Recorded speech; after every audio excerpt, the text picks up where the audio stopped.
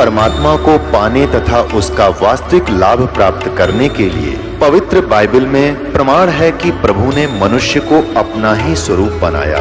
6 दिन में सृष्टि रचकर 7वें दिन विश्राम किया।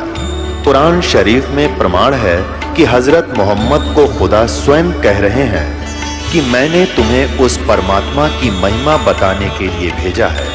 वो परमात्मा कबीर है जिसने 6 दिन में सृष्टि रची तथा 7वें दिन तख्त पर जा विराजा। उसकी खबर किसी बाखबर से पूछकर तो देखो। कृपया अवश्य सुनिए जगत गुरु तत्वदर्शी संत रामपाल जी महाराज के अमृत वचन।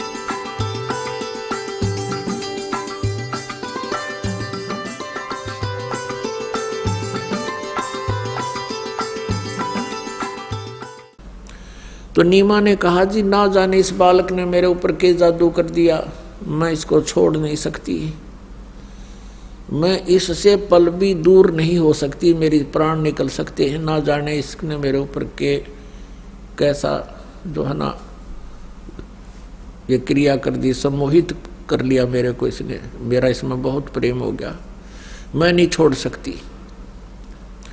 तो नीमा ने कहा, जी ना जाने इस बालक ने मेरे ऊपर के जादू कर दिया, मैं इसको छोड़ नहीं सकती, मैं इससे पल भी दूर नहीं हो सकती, मेरी प्राण निकल सकते हैं। ना जाने इसने मेरे ऊपर के कैसा जो है ना ये क्रिया कर दी, सम्मोहित कर लिया मेरे को इसने, मेरा इसमें बहुत प्रेम हो गया, मैं नहीं छोड़ सकती। अब नीरू ने सोचा कति पागल होगी, कुछ भी नहीं देख रही है, ये बालक भी नहीं रहेगा और हमारे को नगर से भी निकाल देंगे। अब नीरू ने पहली बार अपनी पत्नी की तरफ हाथ ऐसे उठाया कि या तो इस बालक ने रख देना, तेरे एक थप्पड़ मारूंगा, तुझे पीट दूंगा। अब नीरू कहने लगा कि नीमा, आज तक मैंने तेरे को कभी किसी बात पर मना नहीं किया था, इसलिए मना नहीं किया था कि तेरे संतान नहीं थी, और यदि मैं आपको किसी बात से मना करता तेरी आत्मा दुखती कि आज मेरे पुत्र होते तो मेरे कहे में होते, वो अपने पिता को भी मना लेते। जिस कारण से मैं सब दृष्टिकोण से विचार करके तेरी प्रत्येक जिद को पूरा करता रहा। आज तेरी ये स्थिति हो गई है, तो मेरी एक नहीं मानती, और इस बालक ने यही रख देना, तेरा कई मार दूंगा। जो ही उसने ऐसे थप्पड़ लगाने के लिए हाथ किया, नवजात शिशु रूप में परमात्मा कहने लगे, नीरू तुम मुझे घर ले चलो, तुम पर कोई आपत्ति नहीं आएगी, मैं तुम्हारे लिए आया हूं। अब एक का दिन का बालक बोला, नीरू डर गया कि देखो यू फरिश्ता हो, कोई देवता आ रहा हो, एकदम कोई सिद्ध पुरुष ना हो तुझे श्राप दे दे। वो एकदम शांत हो गया और आगे आगे चल पड़ा अपनी पत्नी के घर ले आए। अपने आत्मा उस परमात्मा का इतना सुंदर शरीर था, ऐसा कोई बालक बनारस में नहीं था। आसपास के व्यक्ति देखना आगे स्त्रियों के टोल झुंड के झुंड गीत गाते हुए आवें और बच्चे को देखें, और कोई का ये ब्रह्मा जिस जैसा सुंदर है, कोई का विष्णु जी जैसा रूप है, इसका बहुत सुंदर है, मोटी मोटी आंखें, कमल जैसी आंखें हैं। कोई कहे तो भगवान शंकर ही साक्षात अवतरित हुए हैं, कोई कहे कोई गण है, कोई कहे कोई सिद्ध पुरुष है। पूरे काशी बनारस में एक तैल का सा मच गया और भूल भाल के सब कितने लाए, क्यों लाए, कहाँ से लाए, लीला मालिक की। जिस बात का उनको डर था वो किसी के मन में भी नहीं आई। अपुणात्मा कबीर परमेश्वर जी के बारे में जो लोक वेद दंत कथा बकवाद गढ़ रखी थी वो सारी गलत थी कि कबीर जी तो एक विधवा ब्राह्मणी का हुए थे, रामानुज जी ने आशीर्वाद दे दिया था तो पुत्रवती हो, जिस कारण से उसका पुत्र उत्पन्न हो गया था और वो शर्म के मारे कहीं डाल आई थी, उसको नीरू नीमा उठा लाई थी। ये सब बकवाद थी, झूठ।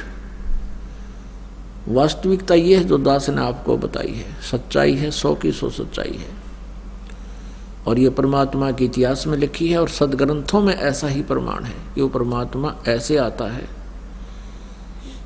शिशु रूप जब धारण करके आता है उन अपनी लीलाओं के आधार से, तो उस समय ही आता है, कमल के फूल पर आता है। और जब वो शिशु रूप में परमात्मा आता है तो कंवारी गाय से उनकी परवरिश की लीला होती है। अब क्या होता है,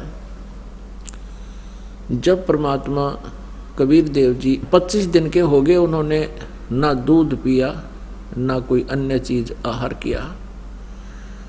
इस बात से नीमा बहुत चिंतित हुई, नीरू को भी चिंता सताने लगी, लेकिन माँ की ज़्यादा चिंता होती है। स्त्री का हृदय बहुत विनम्र होता है, उसने उसको पूर्ण रूप से पुत्र रूप में स्वीकार कर लिया था और ये सोच लिया था कि अब ये बालक कुछ खा पी नहीं रहा है, अब ये मरेगा और ये मर गया तो मैं भी साथ मरूंगी, अब जी नहीं सकती। ये फाइनल फैसला था उसका हृदय का। अब कबीर परमेश्वर ने, वो तो अंतर्यामी है, देखा कि अब यह बुढ़िया मरेगी, मैं तो मरूं नहीं पर यह जरूर मर जाएगी इस चिंता में, जब 10 दिन और ना दूध पिया था मैंने। और परमात्मा ने पियो ना पियो तो मालिक है। तो क्या किया कि भगवान शिव जी को टेलीफोन किया कबीर परमेश्वर ने, यानी टेलीफोन इनका कैसे होता है, प्रेरणा करते हैं। अब भगवान शिव जी ने शिवलोक से झांक कर देखा कि तुझे पुकार कर कौन रो रहा है। देखा एक माई रो रही है, एक ऋषि रूप बना के, एक साधु का रूप बना के, और वहां नीरू की झोपड़ी के सामने बाहर गली में आकर खड़े हो गए भगवान शिव जी और आवाज लगाई तो नीमा रोती हुई बाहर आई। भगवान साधु रूप में भगवान शंकर ने पूछा, माई क्यों रो रही है? नीमा सबक सबक कर कहती है कि रोती हुई बोल रही है कि भगवान ना पूछो मेरे दुख को, ना पूछो तो अच्छा है। भगवान शंकर ने कहा, माई ये कहते हैं कि अपने दुख, अपने मन की बात किसी को बता दे तो मन हल्का हो जाता है। मैं कुछ नहीं कर सकूंगा तो कम से कम तेरा मन तो हल्का होगा। नीमा ने रोते रोते सारी कहानी बताई कि ऐसे ऐसे हमनी संतान हैं। एक अभी 25 दिन पहले सुबह सुबह मैंने अपने भगवान शंकर से विशेष प्रार्थना की थी और मेरे भगवान ने, मेरे अल्लाह ने मुझे ये बालक कमल के फूल पर प्रदान कर दिया। अब ये कुछ खा नहीं रहा है स्वामी जी, ये मरेगा, कुछ आहार नहीं किया इसने और ये मरेगा, साथ मैं मरूंगी। मैं तो परमात्मा से यही अर्ज कर रही हूँ कि हे भगवान, इससे अच्छा ना देते इस पुत्र को तो अच्छा था।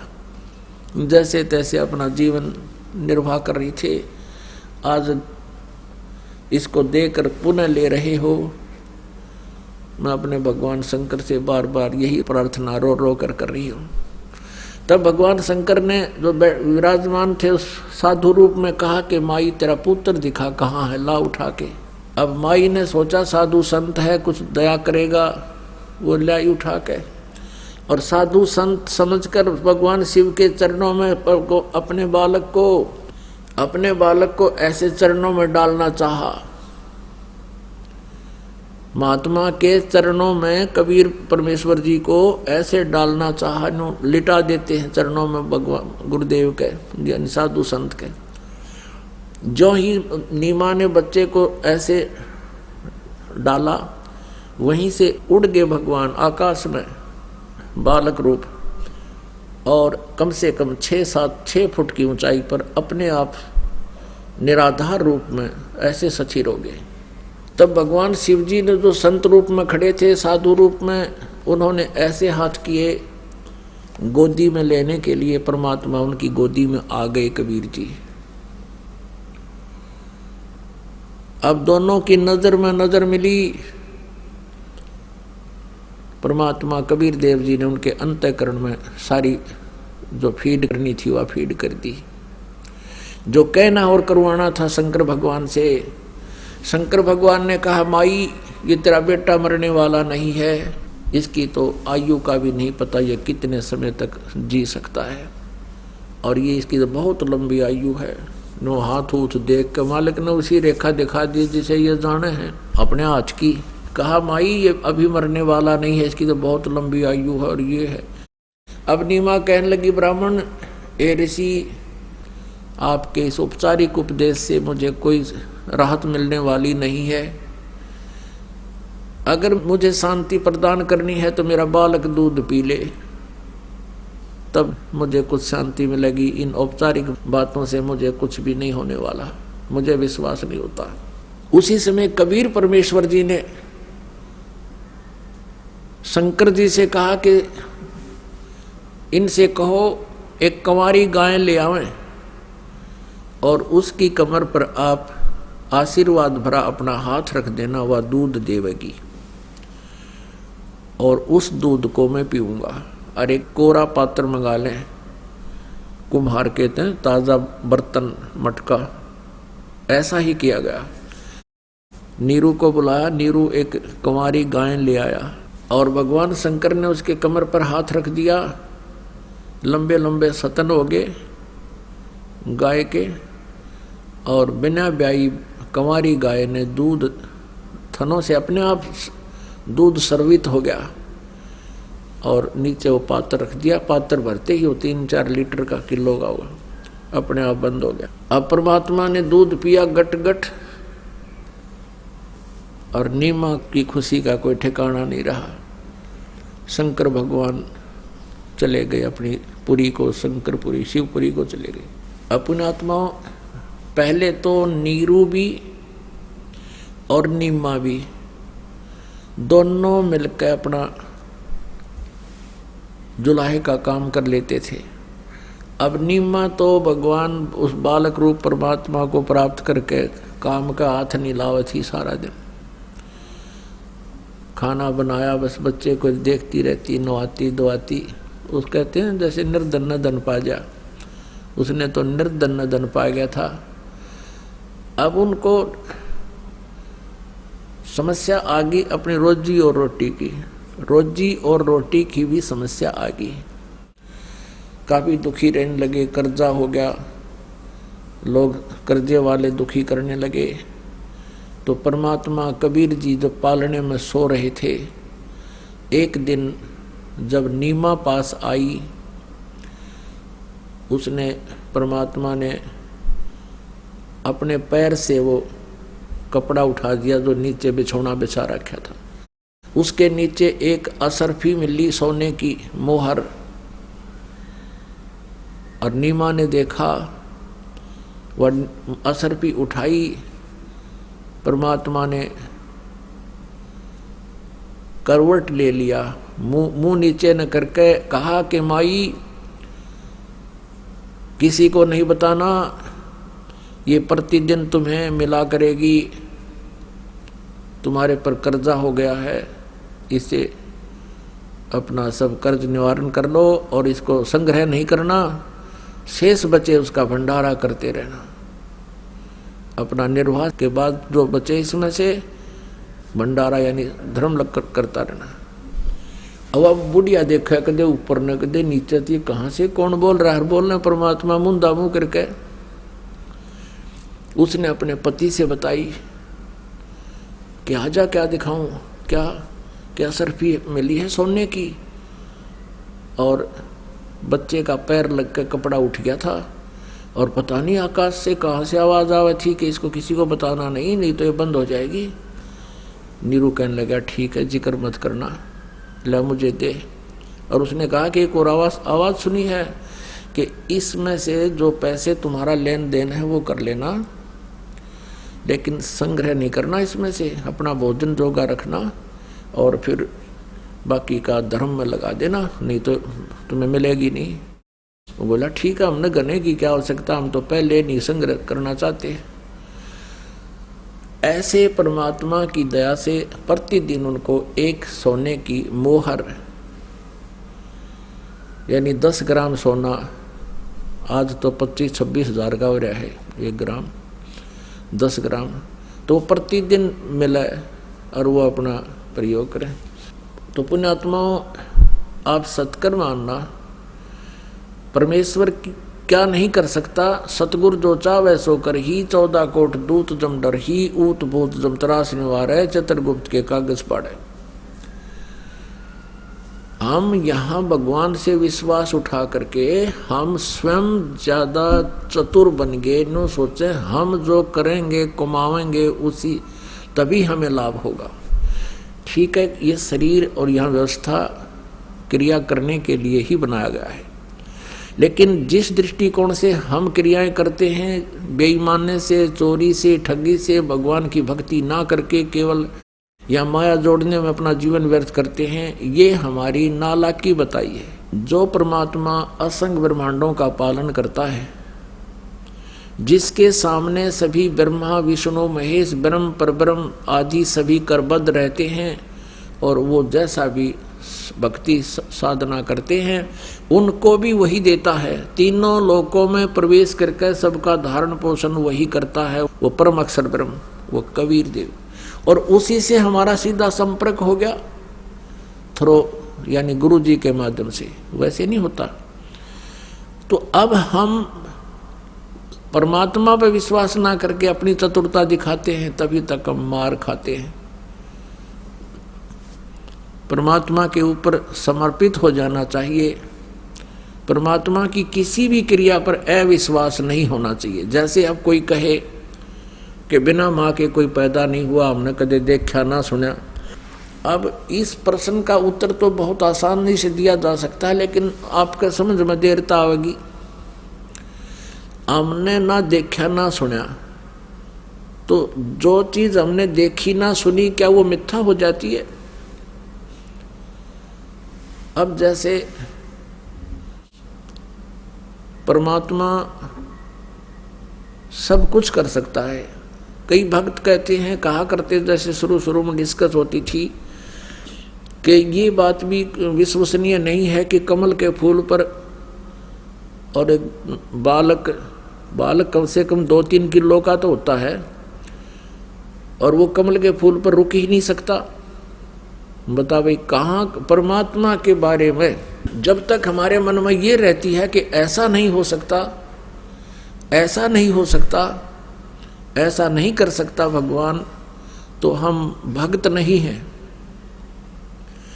और ये हमारे हृदय से हट जाना चाहिए कि परमात्मा क्या नहीं कर सकता। एक समय ये दास जब इस क्रोथा कांड के कारण इस झूठे केस में जेल में था, वहाँ एक वार्डन था, वार्डन यानी एक पुलिस वाला था, बहुत अच्छा धार्मिक व्यक्ति था। अब हर एक आत्मा को चाह है कि महाराज जी है, चर्चा करा भगवान की, थोड़ी बहुत क्या ज्ञान था। पहले तो ये पूछते आप ये घटना कैसे हुई, हम उनको बताते हुए सच्चाई तो ये है। तो प्रभावित हुए, क्योंकि कोई बालक थोड़ा आज सब जान जाते हैं सच्चाई को। फिर उनको हमने बताया कि कबीर इज गॉड। अब वो सुनते रहे।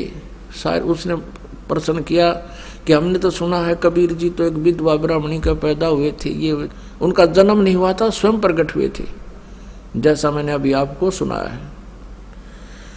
और उससे 2-3 दिन पहले जो यह कथा मैंने उसको सुनाई परमात्मा के प्रकट होने की, उससे 2-3 दिन पहले ही वो कह रहा था कि महाराज जी आपने सुना है, कभी देखा है, एक बथुए का पेड़ होता है ना छोटा सा, हमने तो 1.5-2 फुट का मुश्किल से बथुआ देखा खेतों में। उसने बताया कि एक बथुआ हमारे ही एक मित्र पुलिस वाले के घर पे है और वो बथुआ, वो छत थी जो उस जेल की कोठड़ी की 12-13 फुट की, कहती इससे भी ऊपर, इससे भी बड़ा है और इतना मोटा उसका तना है, कम से कम भी 6-7 इंच का उसका डाया है और इतना बड़ा, हर 12 मास हरा रहता है और उसके पत्ते तोड़ तोड़ कर साग बनाते हैं। तो मैंने कहा भी बिल्कुल होगा, जब आप कह रहे हो और मेरे मित्र का बता रहे हो आज भी है तो झूठ नहीं हो सकता। लेकिन हमने तो वो छोटा सा देखा है, बस 1-1.5 फुट का बथुए का पेड़, इससे बड़ा पौधा देखा नहीं। नो बोला सच्ची है, वहाँ भी सच्ची होगी। फिर मैं जब आप कह रहे हो मैं तो, आप झूठ थोड़े बोलोगे, आपका उद्देश्य क्या झूठ बोलने का। अब तीसरे चौथे दिन दास ने जब यह कथा सुनाई परमात्मा के प्रगट होने की कमल के फूल पर, तो वो क्या कहता है जी, आपकी एक भी बात ऐसी को नहीं जो समझ में आ जाए, और ये नहीं लगता कि आप झूठ बोलोगे, आपका उद्देश्य नहीं। माँ भाई कौन सी बात आपके समझ में नहीं आई। मैंने कहा कि एक तो ये नहीं आई कि बिना माँ के कोई पैदा होता है, आपने कभी देखा ना सुना, चलो आपने ना देखा सुना होगा। और दूसरी ये नहीं आई कि कमल के फूल पर एक नवजात शिशु कैसे रुक सकता है। अब मैंने उसको याद दिलाया कि भगत जी, आप 3-4 दिन पहले कह रहे थे कि हमारे एक मित्र के यहाँ इतना बड़ा बथुए का पेड़ है, इस बिल्डिंग से भी ऊपर चला जाता, इतना ऊंचा है और ऐसा मोटा उसका तना है। और मैं ये कहूँ कि ये हो ही नहीं सकता, बथुआ तो इतना होता है, तो क्या आप जो कह रहे थे वो झूठ हो जाएगा। तो उसकी एकदम बुद्धि घूम गई, आपने सही कहा। मैं कहा जब बथुआ इतना बड़ा हो सके और इतना मोटा हो सकता है इतना, तो परमात्मा ने कमल के फूल को टोकरे जोड़ बना दे, वो कोई बात हुई है। बड़ा हास्या हो, फिर मानना तो नहीं, फिर हास्या ठीक, कहाँ जी बात तो आपकी सही है।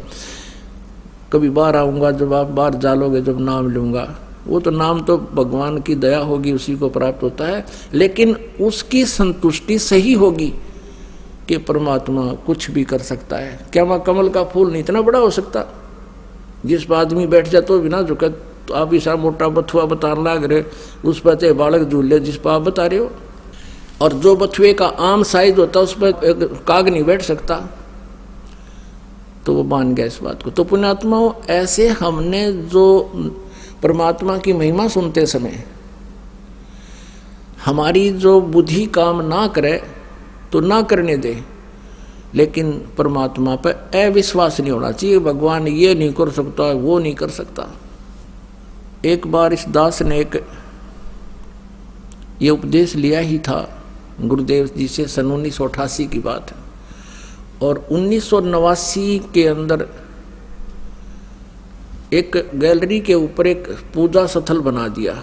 वो 5.5 बाई 15.5-16 फुट लंबा, 5.5 फुट चौड़ा। उसके आमने सामने एक तो पीछे आंगन की तरफ खिड़की थी, एक गली की तरफ खिड़की थी, झांकी विंडो, और छत के ऊपर एक गेट और एक खिड़की थी।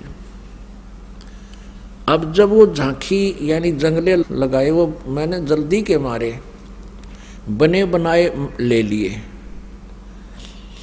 और उनमें शीशे भी लगे हुए थे पूरी। मैं 6 महीने लाऊंगे ये मिस्त्री इसमें बनाने में चढ़ाने में, इतना मैं जल्दी से जल्दी अपनी पूजा स्थल तैयार करूं। तो उनमें से एक शीशा फूटा हुआ था, एक खिड़की के डोर का, दरवाजे का पल्ले का। हम लोग बना करके प्लस्तर करा के सारी सेटिंग कर दी, और उस जो टूटा हुआ पल्ला था उसके कपड़ा बांध दिया और अपनी जोत जगानी शुरू कर दी। मैंने तो सा चढ़ रहा था कब ये पूजा स्थल बना शुरू करूं फटाफट। 1 वर्ष के बाद उसमें क्या किया, वो परमात्मा की ढिलाई थी, वो शीशा नहीं चढ़वा सका। उस खिड़की के एक पल्ले का शीशा टूटा हुआ था, ग्लास, वो नहीं चढ़वा सका। उसके ना चढ़वाने का कारण ये नहीं था कि कोई पैसे का अभाव था, नहीं, वो उधर जानने नहीं गया, काम चल रहा था। और पूजा में ज़्यादा ध्यान, कभी सत्संगों में जाना, गुरुदेव के दर्शन करना, ऐसे लगा रहता था, बिजी शेड्यूल हो गया था। तो कुछ दिनों के बाद इस दास पर कृपा हुई कि जैसे ये भक्ति बोध है, ये पुस्तक जो आप नित्यनेम के लिए प्रयोग करते हो। ऐसी ये पुस्तक बनवाई 5000 और वो रख ली वहां पर एक तख्त डाल कर पूजा स्थल में कि गुरुजी आएंगे, उनको गुरुदेव को ये पुस्तक दे दूंगा, भेंट करूंगा। और वो आगे भक्तों को फ्री देते थे, जिनको नाम उपदेश देते थे। तो क्या हुआ, कुछ दिन के बाद उस खिड़की के यानी झांकी के जंगले का कपड़ा बांध रखा था, शीशा टूटा हुआ था, गिलास, उसको काट कर चूहे घुस के उन पुस्तकों को काटने लगे। तो फिर मुझे ध्यान आया भी ये चूहे किसका गुस्से, उन्होंने तो कपड़ा काट रखा। फिर मैंने सोचा कि एक ये शीशा चढ़वाऊं किसी से, तो एक शीशा चढ़ाने के लिए कोई मिस्त्री आने तैयार नहीं। 2-3 पूछे, फिर देखेंगे, अभी टाइम नहीं है, बड़ा काम होता तो चल पड़ते। माँ भाई बड़ा साका होया। फिर मैंने सोचा कि इसके बाहर से लोहे की जाली लगवा देते, मच्छरों वाली, जैसे मच्छरों से बचाव के लिए लोहे की जाली लगाते तारों वाली। मैं नाप ले गया उनका, उसका नाप ले लिया। ऊंची तो वो लगभग 4.5 फुट थी, 4 फुट या 5 फुट, और चौड़ी थी 2 फुट 8 इंच। अब मैंने वो लिखा हुआ साइज उस लोहे वाली दुकान के मालिक को दे दिया, भाई ये जो इसमें लिखा है ये साइज काट दे और 2 पीस। मैं कुछ और सामान लेकर आता हूँ दुकान से, आगे कोई और सामान लेना था। और सामान लेकर मैं वापस आया तो उसके नौकर ने काट कर वह जाली पैक कर रखी लोहे की। मैंने उसकी पेमेंट करी, उठा के स्कूटर पर रखा, घर ले आया। घर ला के मैंने उनको लगवाना चाहा। एक तो बड़ा लड़का था 12-13 वर्ष की उम्र का, एक किराएदार था वहाँ अपने मकान पर रहता था बिहार का, वो वहीं किसी फैक्ट्री में नौकरी करता था। उन दोनों से कहा भी तुम ऐसा करो, वो उस लड़के का मित्र था, वो सहयोग कर देता था ऐसे। कहा कि इन जाली को फिट कर दो चारों तरफ और ये कील मार दो, इसमें कील ला रखी थी। लगाने लगे तो क्या देखा कि वो जो चौड़ाई के अंदर 8 इंच छोटी थी। अब महसूस हुआ कि उस काटने वाले नौकर ने 2 फुट 8 की बजाय 2 फुट चौड़ी काट दी। ऊपर का साइज वो 5 फुट था या 4 फुट सही था, वो नौका नौक पूरा काट दिया, वो 8 इंच छोटी काट दी। तो उन्होंने मुझे कहा कि, लड़के ने कहा कि पापा जी ये जाली तो छोटी है। मैं बोला वह छोटी नहीं हो सकती है। मैं गया ऊपर, जाकर देखा, पूरा साइज लगा कर देखा, 8 इंच छोटी। फिर नो करके देखी, वो नो तो वैसे ही आउट साइज होगी। मैंने सोचा बड़ा चक्कर पड़ाई, माप के ले गया रियो। फिर मैंने सोचा भी उसको कहूँगा, दुकानदार वो मेरे सिर होगा कि तुम इतना ही लिख के दे गया था, मैं तो सही काटी है। मैं भी छोड़ इस चक्कर में।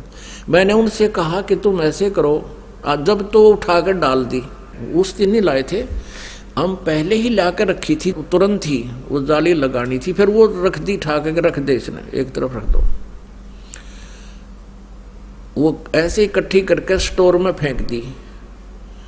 अब ये फिर दास आपको बता रहा है कि 1 साल के बाद ये पुस्तक बनवाई और वो शीशा पल्ला टूटा हुआ था, उसमें से चूहे घुसकर काटने लगे। तब मुझे वो शीशा लगवाना चाहा तो कुछ आनाकानी करने लगे, अभी टाइम नहीं है, फिर देखेंगे।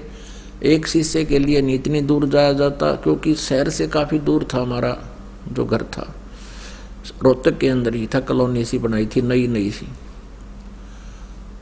तो फिर मेरे दिमाग में आ रहा वो जाली है, वो कम से कम दोनों को एक पर लगवा देते हैं।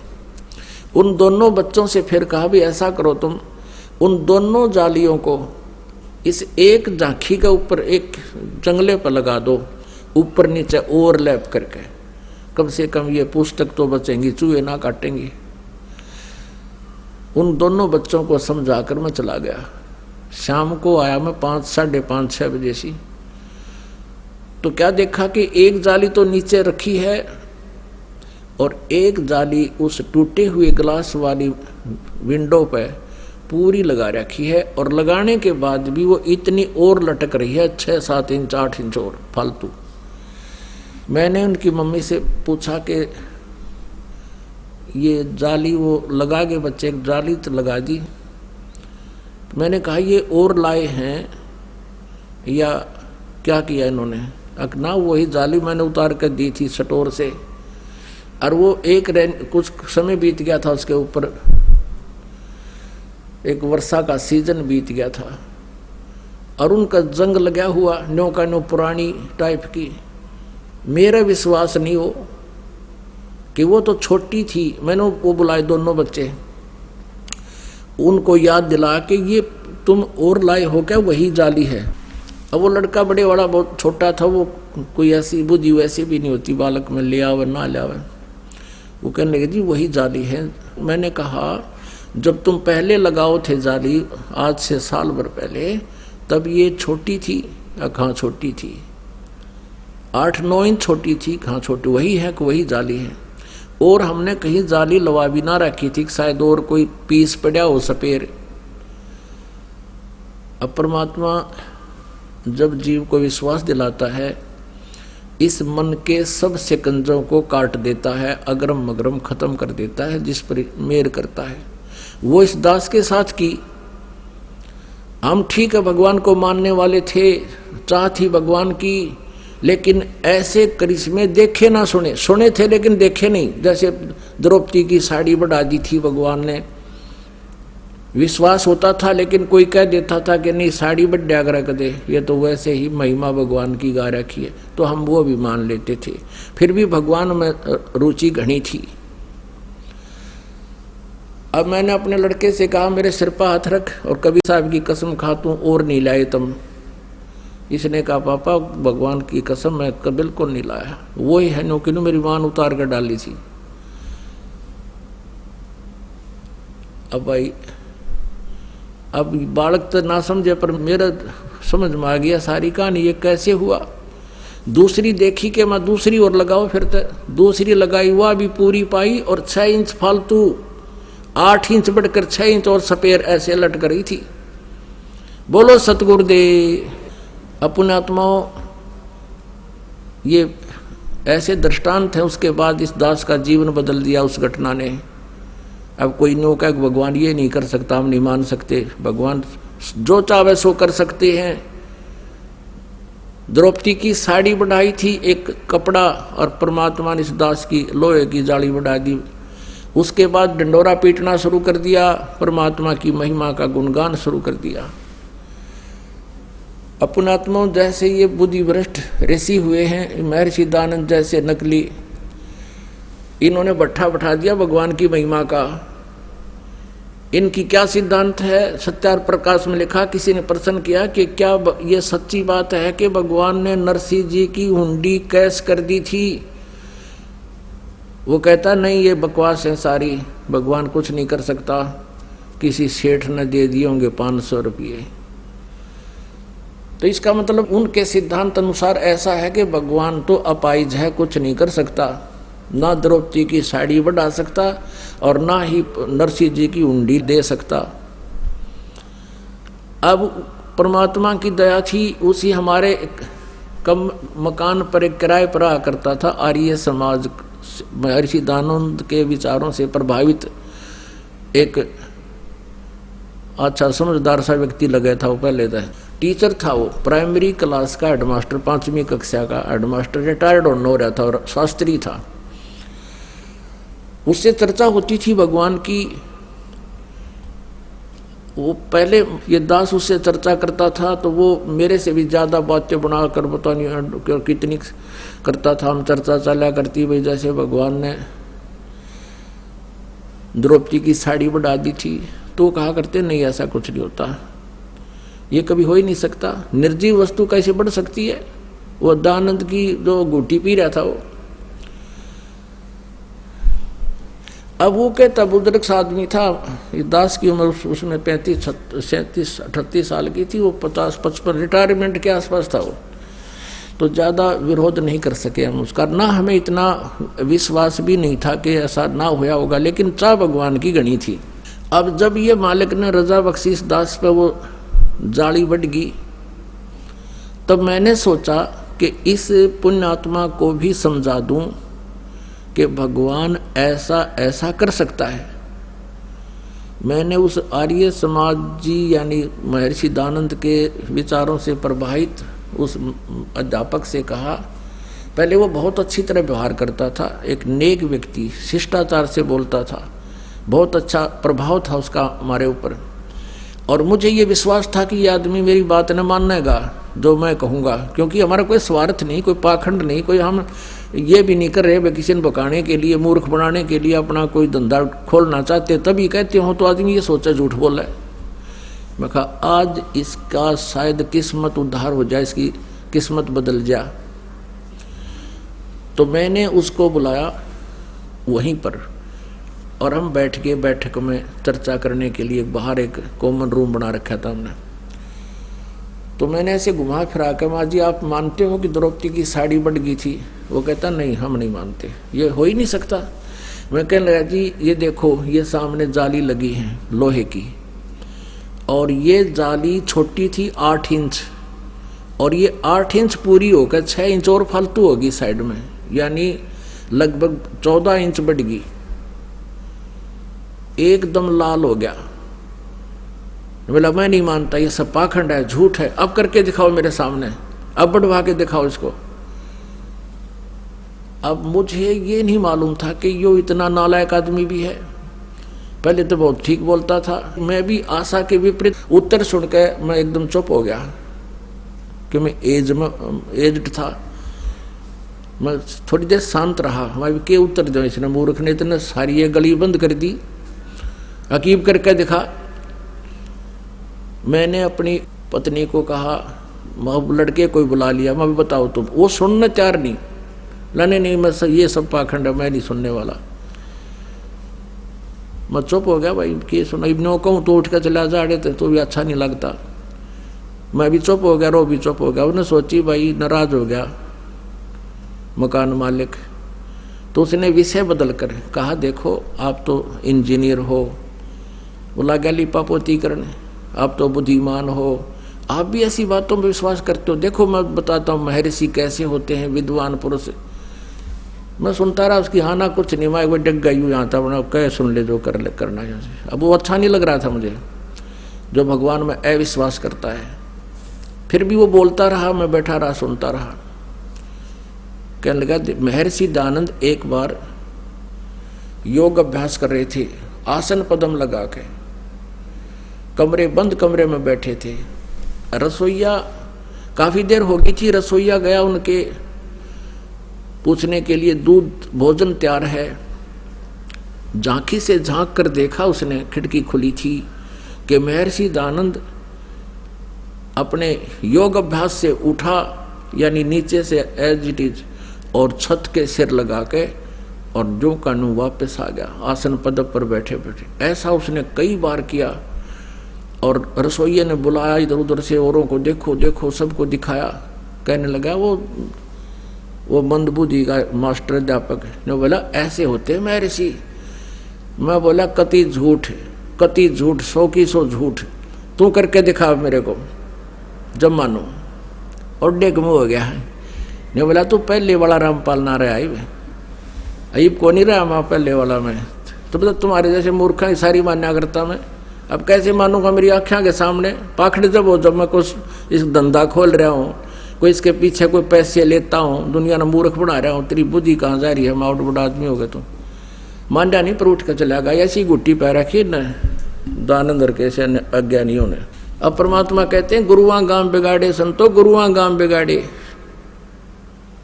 और ऐसे कर्म जीव कहला दिए, ईव जड़े नहीं जाड़े। जो भगवान की क्रियाओं पर अविश्वास रखता है वो भक्ति के योग्य प्राणी नहीं है, खाम खांडले ढो रहा है। जो ये सोचता है ऐसा नहीं हो सकता, जो ये सोचता है ऐसा नहीं हो सकता है, तो परमात्मा प्राप्ति असंग जन्म नहीं कर सकता। पुण्यात्माओं परमात्मा पर पूर्ण विश्वास करना पड़ता है। एक समय एक नगर में 2 साधक साधना किया करते थे। एक तो लगभग 40 वर्ष से साधना कर रहा था, लंबी लंबी दाढ़ी बढ़ गई थी, बड़े बड़े केश बड़े हुए थे, देखने से ऐसा लगता था जैसे महापुरुष बैठे हों। और एक भक्त ने अभी 4 वर्ष से ही साधना शुरू की थी। एक देवदूत आया करता था भगवान के पास से, विष्णु जी के पास से, और वो उन भक्तों के पास आकर चर्चा करता था। दोनों के पास, वो दूर दूर रहते थे, गांव के एक पूर्व में एक पश्चिम में। दोनों के पास घंटा घंटा बैठ के जाता था, चर्चा होती थी, बड़ा आनंद से समय व्यतीत हो रहा था। एक दिन भगवान के पास देवदूत ने कहा कि भगवान, आपके उस नगरी में 2 परम भक्त रहते हैं। भगवान ने कहा, विष्णु जी ने, कि नहीं, उनमें मेरा एक भक्त है, एक तो वैसे ही अपना टाइम पास कर रहा है। तब देवदूत ने कहा कि हाँ भगवान, वो जो 40 साल से आपके समर्पित है वो परम भक्त होगा कि नहीं? परम भक्त वो है जो 4 वर्ष से साधना पर लगा है, वो 40 वर्ष वाला परम भक्त नहीं है, वो भक्त नहीं है। अब वो देवदूत भगवान के मुंह की तरफ देख रहा है, शायद इनके भगवान के समझण में फर्क रह गया, मैं किसके विषय में कहना चाहूँ। तब देवदूत ने कहा, देखो जी, वो 40 वर्ष से इस पूर्व में बैठा है और उसकी बड़ी बड़ी दाढ़ी है, वो है ना परम भक्त? बोला नहीं, वो तो डलेट हो रहा है। अब देवदूत के गला उतरे नहीं यह बात कि वो 4 साल का परम भक्त कैसे हो गया, वो 40 साल से बैठा है। तब भगवान ने सोचा कि भाई इस देवदूत का बात समझ में आई नहीं मेरी। तब भगवान ने कहा कि भाई देवदूत, एक बात बता, तेरे आप बात जची नहीं मेरी कि भाई वो भगत को नहीं। वो कहने लगा, देवदूत भगवान ऐसी बात नहीं है, आप जो कहोगे वो सत्य ही होगी, लेकिन मेरी बुद्धि छोटी है, मेरा यकीन ना होता।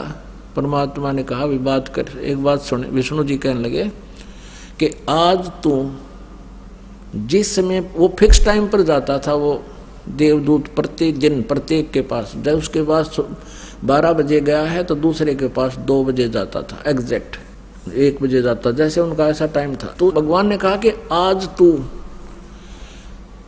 अपना टाइम पर ना जाना, 1 घंटा 2 घंटे लेट जाना, देर से जाना। अच्छा, और फिर उनको ये कहना, कुछ बताया मंत्र भगवान ने, फिर उसका उत्तर क्या दें वो मुझे बताना।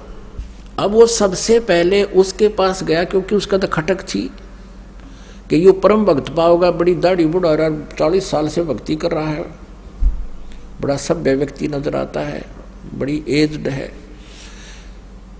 अब उसने कारण पूछा कि देवदूत आज देरी कैसे कर दी, आप आते हो, आपके इंतजार कर रहा था कि आज क्या कारण है देवदूत नहीं आए, आप आते हो, भगवान की चर्चा होती है, आनंद आता है। तो देवदूत ने कहा कि महात्मा जी, हे भक्त, आज लेट होने का कारण बताऊं? कहाँ जी बताओ। कि परमात्मा ने एक कमाल कर दिया, और वो कमाल करना था 1 बजे, और वो कमाल देखकर आया मैं। अब भाई के कमाल कर दिया? वो भगत बोला कि भगवान ने सुई के छिद्र में थे नोक में के हाथी निकाल दिया।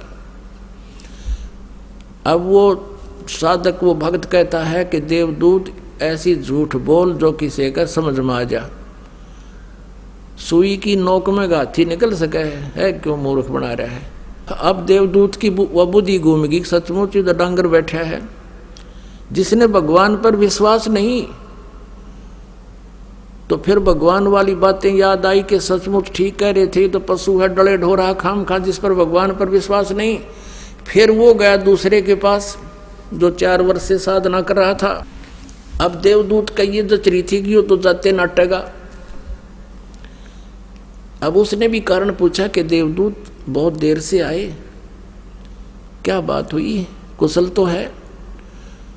अब देवदूत ने कहा कि भाई कुशल तो है भगत, लेकिन परमात्मा ने कमाल कर दिया, एक लीला करनी थी, वो 1 बजे करनी थी, वो देखकर मैं आया हूं, इसलिए देरी होगी। क्या कमाल किया?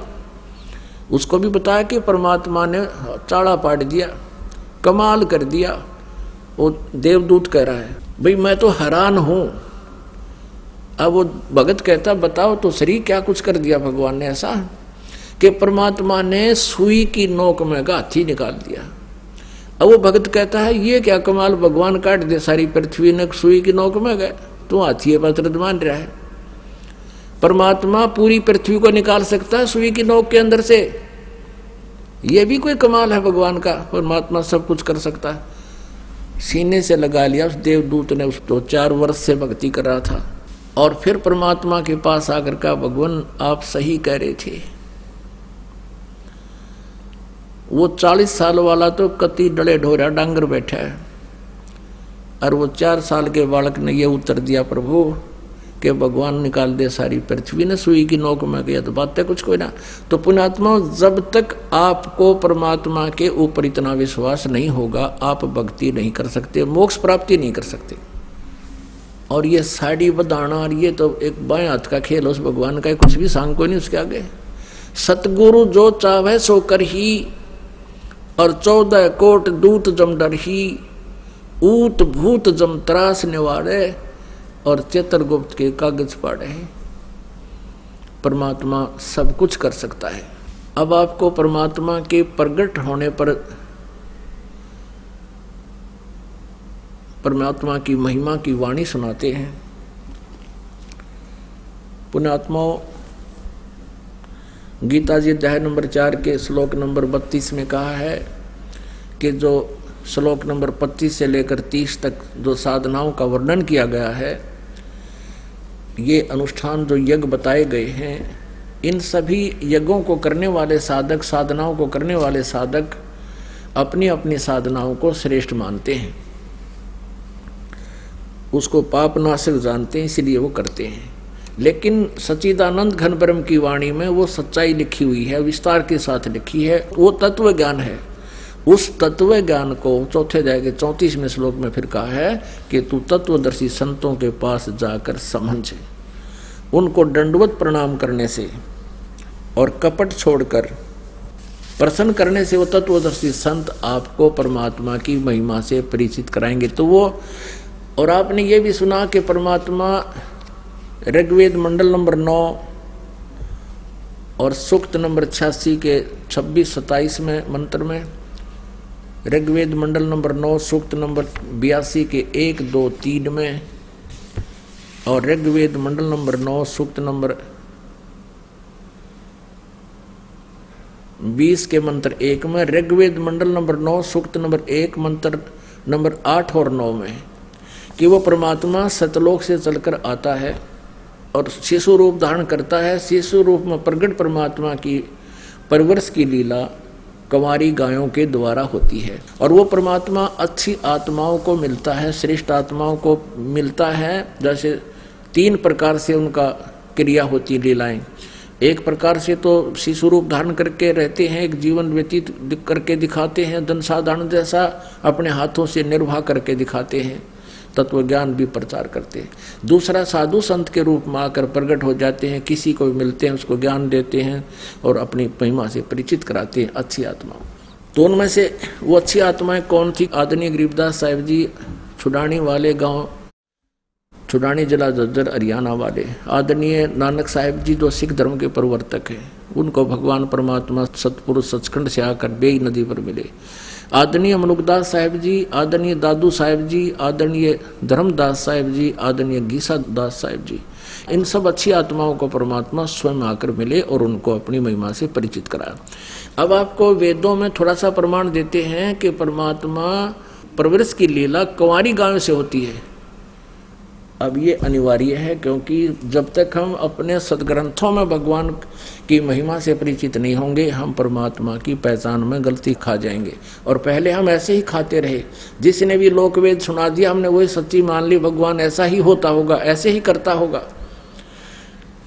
अब हम जैसे गीता जी अध्याय नंबर 16 के श्लोक नंबर 23-24 में कहा है कि शास्त्र विधि को त्याग कर मनमाना आचरण जो करते हैं उनको कोई लाभ नहीं होता, ना सिद्धि प्राप्त होती, ना उनकी गति होती, ना उनको सुख होता। इससे तेरे लिए अर्जुन शास्त्र ही प्रमाण है, उनमें जो परमात्मा की महिमा लिखी है उसी को मानना और किसी की नहीं सुनना। परमात्मा कबीर देव जी 600 वर्ष पहले जब आए अपने सुख संवेद में कहा है कि वेद मेरा भेद है, वेद मेरा भेद है, मैं मिलूं वेदन से नाही, और जौन वेद से मैं मिलूं वो वेद जानते नहीं। चारों वेद, ऋग्वेद, यजुर्वेद, सामवेद, अथर्ववेद, ये चारों वेद मेरी ही महिमा का गुणगान करते हैं, लेकिन मुझे पाने की विधि इन चार वेदों में नहीं है, वो पांचवें वेद में है, वो सूक्ष्म वेद में है, वो तत्व ज्ञान में है।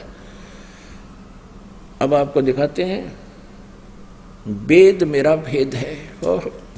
ये देखिएगा, ऋग्वेद मंडल नंबर 9, 10 ये इकट्ठे जल्द है, अनुवाद किया हुआ इसमें। ये कहाँ से प्रकाशित है?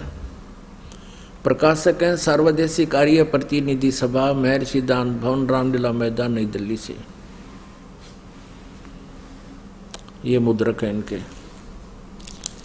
अब बिल्कुल प्रारंभ में है, ऋग्वेद मंडल नंबर 9, ये यहाँ से प्रारंभ होता है और ये प्रथम ही सूक्त है।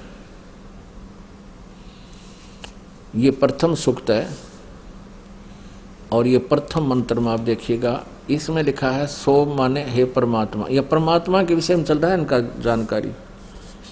और ये देखो 2 में, मंत्र नंबर 2, हे परमात्मन आप। हमने ये देखना है कि इसमें परमात्मा की जानकारी है। और मंत्र 3 में हे परमात्मन, मंत्र 4 में हे परमात्मन आप, और मंत्र 5 में हे परमात्मन आप, और मंत्र 6 में हे परमात्मन तुम्हारे। और यहाँ बिजली गिर गई इन पर, क्योंकि इन्हें पता लग गया कि आगे बात बिगड़ेगी जब भगवान लिख दिया था।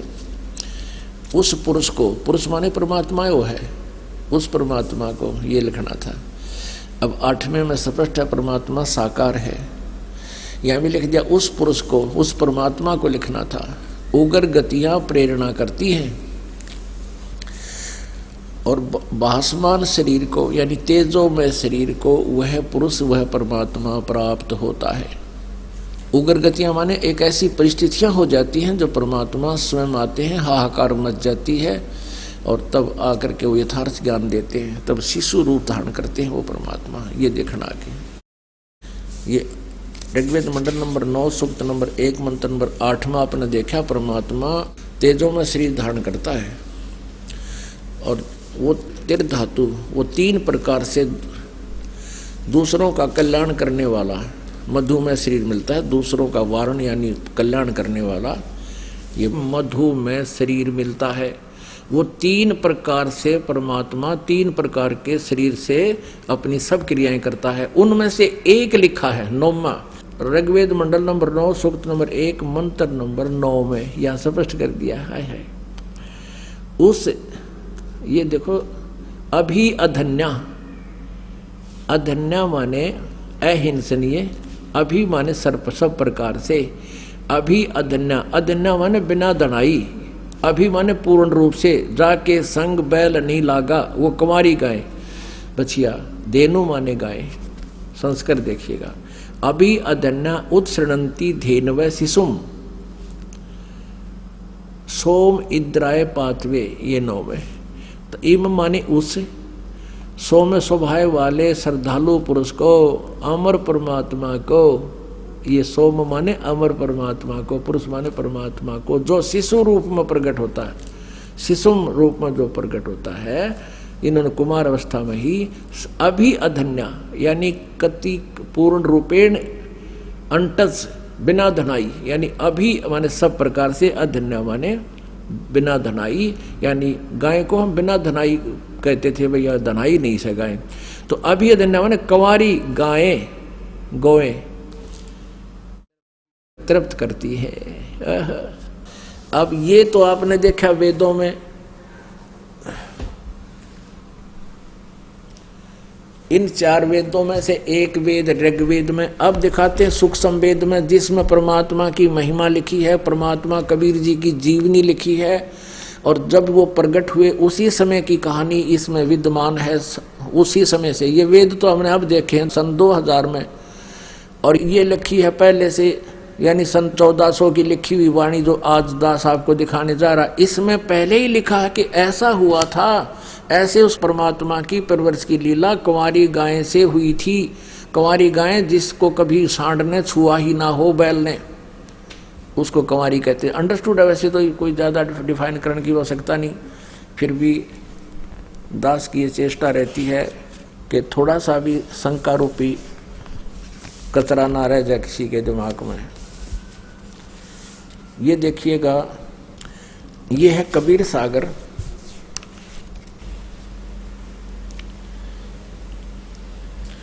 खेमरा श्री कृष्ण दास प्रकाशन बम्बई। कबीर सागर, ज्ञान सागर प्रथम खंड, कबीर पंथी भारत पथिक, स्वामी युगलानंद बिहारी द्वारा परिष्कृत।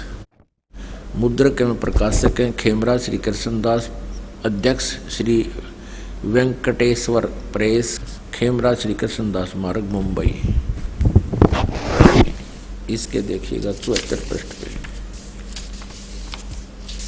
ज्ञान सागर।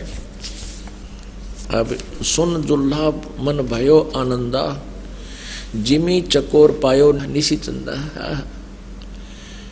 अब पुत्र को प्राप्त करके कहते हैं जुल्हा वो नीरू खुश हुआ।